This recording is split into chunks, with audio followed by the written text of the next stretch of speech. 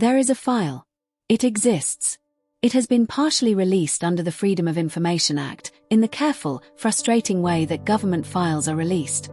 Pages missing, names blacked out, entire sections reduced to white space interrupted by the occasional visible word, like islands in a sea of erasure. What remains visible is enough to tell you that the file is substantial, that it was compiled over years, and that its existence raises questions that have never been satisfactorily answered. The file belongs to the Federal Bureau of Investigation.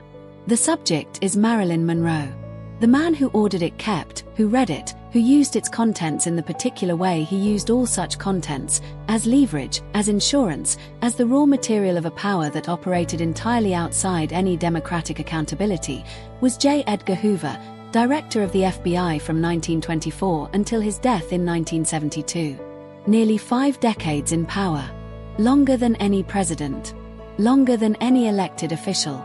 A man who had made himself, through the systematic accumulation of secrets about powerful people, essentially untouchable. He was not interested in Marilyn Monroe in the way that most men were interested in Marilyn Monroe. He was not dazzled by the surface. He was interested in what she knew, who she knew, and what the knowing connected to. He was interested in her the way he was interested in everyone who existed at the intersection of power and vulnerability, as a potential asset, a potential liability, a node in the network of information he had spent his career constructing. The file on Marilyn Monroe began, as best as researchers have been able to determine, in the early 1950s. This is earlier than most people assume, earlier than the Kennedy connections, earlier than the political conversations she was apparently party to in the late 50s and early 60s. It began because of her associations with people the FBI was already watching for other reasons. The Hollywood of the early 1950s was a place under intense surveillance. The House Un-American Activities Committee had been conducting its investigations into communist influence in the film industry since the late 1940s, and the FBI under Hoover was deeply enmeshed in that process, feeding information to the committee, receiving information from informants within the studios, building files on anyone with any association, however tangential, with left-wing politics, organizations. The net was wide and the definitions were loose, and a great many people found themselves in FBI files for reasons that had more to do with Hoover's institutional imperatives than with any genuine security concern. Marilyn Monroe was among them. Her connection to Arthur Miller, who was a person of significant interest to the FBI and who was called before Whack in 1956, would eventually make her relevant in her own right. But before Miller, before the Kennedy connections, before any of the things that gave the file its later weight and significance, she appears in FBI documents because of more general Hollywood surveillance and because of the specific political commitments she held in a period when political commitments of the wrong kind were sufficient to attract government attention. She was not a communist. She was not, in any serious sense, a security threat in the way that Hoover's apparatus defined security threats. She was a young woman with left-leaning sympathies who believed in racial equality, in workers' rights, in the idea that powerful people should be accountable for the power they exercised. These beliefs, in the Hollywood of the early 1950s, were enough. The file grew as she grew famous. This is its own kind of commentary. The FBI's interest in Marilyn Monroe expanded in direct proportion to her cultural significance, suggesting that the interest was less about genuine security concerns and more about the institutional logic of information gathering, the bureaucratic instinct to have files on anyone who might matter for any reason. As she became more famous, she became a more valuable node in Hoover's network. The people who wanted access to her, who were connected to her, who appeared in her orbit, these people became more interesting precisely because she was. The connection to John Kennedy changed everything. Kennedy, as a senator, was already in Hoover's files. As a presidential candidate, he became a subject of intense interest. As president, he was the most intensively monitored private individual in Hoover's system, not because of national security concerns but because of the private behavior that Hoover had documented and that gave him, in his relationship with the Kennedy administration, the particular kind of power that comes from knowing things people desperately want kept quiet. Hoover knew about the Kennedy-Monroe relationship. He knew about it earlier than has generally been acknowledged, and he knew about it in more detail. His knowledge was not incidental, It was the product of surveillance, of wiretaps, of informants, of the systematic monitoring of the private lives of powerful people that was Hoover's primary method of maintaining his own position. He used this knowledge. Not openly, not with the kind of explicit blackmail that would have been legally actionable, but in the subtle, effective way that made him so difficult to dislodge.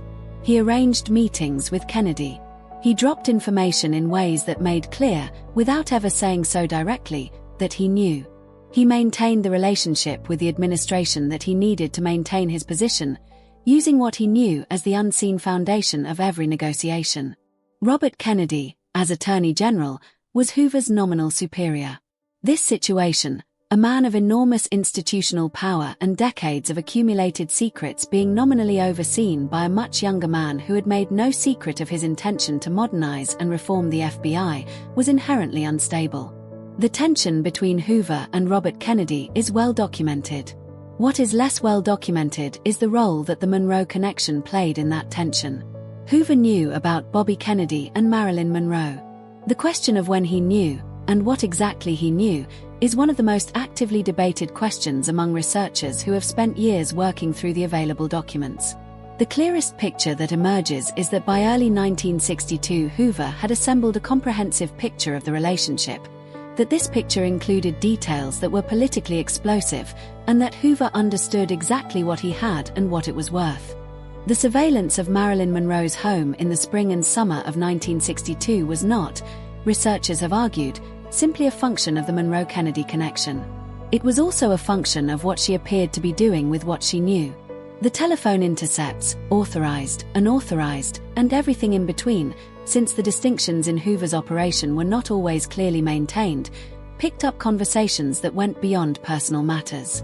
Conversations in which she discussed things she had heard, people she had met, events she had been present for. The Red Notebook, the diary of facts rather than feelings, was known to Hoover's people. Whether it was known because it had been described in intercepted phone calls, or because a source within her circle had reported on it, or because some more direct surveillance had established its existence, the precise mechanism is not clear from the available documentation. What is clear is that by the summer of 1962, the notebook was something Hoover's operation was aware of and concerned about. Concerned about it in the specific, bureaucratic way that the FBI under Hoover was concerned about information that could cause complications. Not moral concern. Not concern for her welfare. Institutional concern, the management of information that could, if released in the wrong way at the wrong time, create problems for people and arrangements and networks that Hoover had an interest in preserving. The file on Marilyn Monroe contains, in the sections that have been released, references to conversations she was having in the weeks before her death. References to plans being made, people being contacted, a general trajectory that pointed towards some kind of public statement or disclosure. The specific content of these references is largely blacked out. What can be read around the redactions is enough to suggest that someone was paying close attention and that what they were paying attention to had them concerned. Hoover knew about the press conference. Whether he knew specifically that it was scheduled for August 6th, or whether his information was more general, that she was planning to speak publicly, to go to journalists, to make statements about things she had heard, is not established by the documents. What is established is that by early August of 1962, Marilyn Monroe was a person whose activities were being monitored with a degree of attention that went considerably beyond the ordinary maintenance of a celebrity's file. She died on August 4th. The file continued to be active after her death. This is documented. The FBI's interest in Marilyn Monroe did not cease when she died. It intensified in certain respects, focused now on the question of who knew what, who she had spoken to, what had happened to the materials, the notebook, the correspondence, the phone records, that might contain sensitive information. The monitoring of people who had been close to her continued for months after her death. Robert Kennedy was, according to some accounts, aware of the FBI's surveillance of Monroe. Whether he was aware of the full extent of it, whether he understood what Hoover had and what he intended to do with it, is harder to establish. What can be said is that in the months following her death, the Kennedy administration's relationship with Hoover entered a new and more tense phase, and that among the things Hoover had that the Kennedys would rather he didn't was the comprehensive documentation of the Monroe connections. The uses to which Hoover put this material are mostly invisible in the historical record. This is, precisely, how such material is used, in conversations that leave no documentation, in implications that leave no paper trail. What is visible is the outcome. Hoover remained in power, untouched, until his death in 1972. The Kennedys, for all their efforts to reform or reduce his authority, never managed to dislodge him. The relationship between the director and the administration remained what it had always been, a negotiation between a man with institutional power and men with political power, with Hoover's comprehensive knowledge of everyone's secrets as the constant, silent background to every conversation. The file on Marilyn Monroe is not simply a document of surveillance. It is evidence of a system in which powerful men accumulated secrets about other powerful people, and sometimes about people who are not powerful at all except in the specific way that knowledge is power, and used those secrets to maintain and extend their own positions. She was not the only person in this system. She was not the most important person in this system. But her file is a window into how the system worked, and what it was willing to do to protect itself. She was 36 years old. She had information. She had decided to speak. The system that had been monitoring her for years, that had documented her relationships and her conversations and her plans, that had files on everyone she knew and leverage over most of them, that system did not need to do anything dramatic to stop her. It simply needed to continue being what it was: present, attentive, connected, and entirely without scruple when it came to the protection of its own interests. Hoover lived for 10 more years after Marilyn Monroe died. In those 10 years he continued to collect files, to maintain leverage, to make himself untouchable. When he finally died, in May of 1972, his personal files were destroyed before anyone could examine them.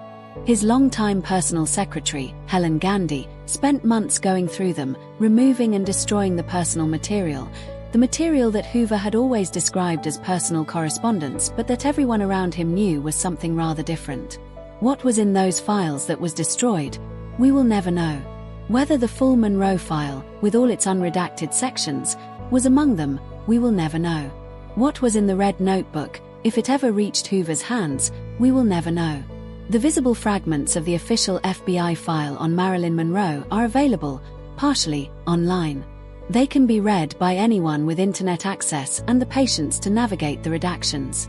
They are disturbing not because they reveal specific crimes. The redactions ensure that the most specific content remains hidden, but because of what they reveal about the nature of the surveillance itself. About the fact that a 36-year-old woman, in the last months of her life, was being watched this closely, this systematically, by an institution that had decided her voice was a problem. She was a problem. She was always a problem, to the people who needed things from her and wanted her controlled. She was a problem to the studios that needed her available.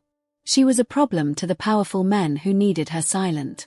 She was a problem, ultimately, to a system that had decided that information was a commodity to be hoarded and managed and that women who had it were a security risk.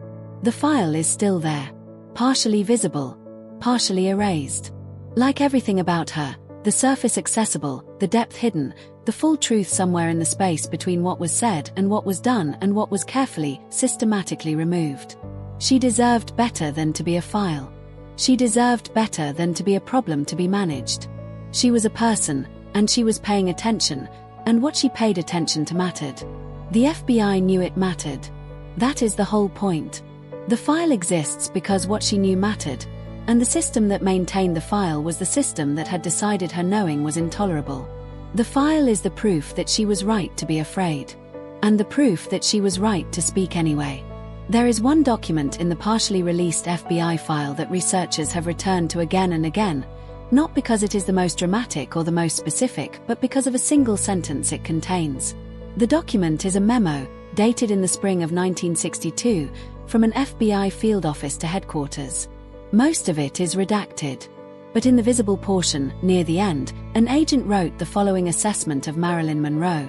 Subject appears increasingly determined to make public statements regarding matters of national sensitivity. Subject's state of mind suggests she has moved beyond concern for personal consequences. Subject appears increasingly determined. Subject has moved beyond concern for personal consequences. Read that sentence carefully. An FBI agent, in the spring of 1962, is describing Marilyn Monroe as someone who has decided that the risk of speaking is less frightening than the cost of remaining silent. Someone who has, in the agent's clinical language, passed a threshold. Someone who is, from the system's perspective, no longer manageable in the ordinary ways. This is not a description of a fragile woman on the edge of a breakdown. This is a description of someone who has made a decision. A clear-eyed, informed, determined decision to speak. She made that decision. She had her reasons. She had her notebook. And she had, in the estimation of the people monitoring her, moved beyond concern for personal consequences. 3 months later she was dead. The memo is still there, in the file, in the partially visible fragment between the black bars of the redactions. It is not proof of anything except that she was watched, and that what was seen in the watching was not fragility but determination, not decline but resolution. She was going to speak. The FBI knew it. Hoover knew it. Someone made sure August 6th never came. The file knows it too. You can read it, in the spaces between what was left visible and what was taken away. The file is the ghost of what she knew, the shadow of what she intended, the bureaucratic record of a woman the system decided it could not afford to let speak. She deserved to speak. She had earned the right, through everything she had endured and everything she had survived and everything she had paid attention to finally say what she knew. They took that from her. The file is the evidence. Read it carefully, in the fragments that remain. Read it as she would have wanted it read, not as a tragedy, not as a mystery, but as the record of a woman who was right, who was brave, and who was stopped at the exact moment she was most herself. That is what the FBI file really says, underneath the redactions and the bureaucratic language and the careful institutional erasure. She was real. She was determined. She was dangerous, in the best possible sense of that word. And she was silenced. The file remains. So does the question of what was in the sections they took away. So does she, in the films, in the photographs, in the work she gave to the world before the world decided it had taken enough. Present, watchful, still paying attention. Still waiting, perhaps, for someone to finally read the whole file. The researchers who have spent their careers working through these documents describe a particular feeling that overtakes you when you work with them long enough. Not excitement, not the thriller movie sensation of uncovering secrets, but something quieter and more uncomfortable. A kind of grief, maybe. The grief of seeing a person reduced to a file. Of watching a human life, complicated, brilliant, painful, extraordinary, become a set of surveillance reports and redacted memos and institutional assessments written by people who never met her and would not have known what to do with her if they had. She was more than the file. Infinitely more. The file is the smallest possible version of her, the version the system needed to construct to justify its interest in her, the version that strips away everything human and leaves only the threat assessment, the information inventory, the risk calculation. But the file is also, in its way, a tribute. Unintentional, institutional, cold, but a tribute nonetheless. Because you don't build a file that extensive on someone who doesn't matter. You don't monitor someone that carefully, that persistently, over that many years, unless what they know and what they might do with it genuinely concerns you. They were concerned. The FBI was concerned. Hoover was concerned. The people in the rooms where things were said that should not have been said in her presence, they were concerned. She mattered. She had always mattered, in ways the world kept refusing to fully acknowledge. And in the end, the most powerful surveillance apparatus in the country agreed with her about that, even if it could not agree about what to do about it. She mattered enough to watch. She mattered enough to fear. She mattered enough that when she decided to speak, the decision was treated as a crisis. That is the hidden tribute inside the FBI file. The proof, written in bureaucratic language and redacted sections, that Norma Jean Mortensen, Marilyn Monroe, was exactly as significant as she had always believed herself to be, and as the world had always refused to fully admit. She knew. The file knew. And now, reading the fragments between the black bars, so do we.